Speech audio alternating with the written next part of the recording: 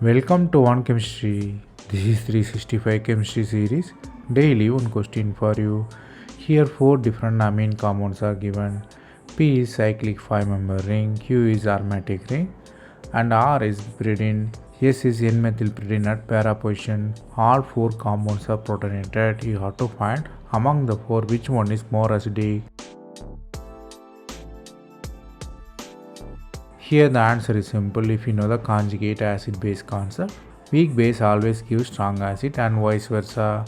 Let us analyze four different situations. Basically you are treating amine, so you have to start from the basicity, not from the acidity. All four amines are basic. What is special in that? But Q has very peculiar thing because it is losing the aromaticity after the formation of protonation. So protonation destroys the aromaticity. Anti-aromatic compounds are unstable because Q forms anti-aromatic. Anti-aromatic compounds are unstable. Aromatic compounds are stable. Q is going from stability to instability, so it's highly unstable. So the reaction is not at all possible. So Q is a weak base there. So weak base always provide conjugate acid. Here the concept you have to learn here is aromaticity and anti-aromaticity can help for the acidity.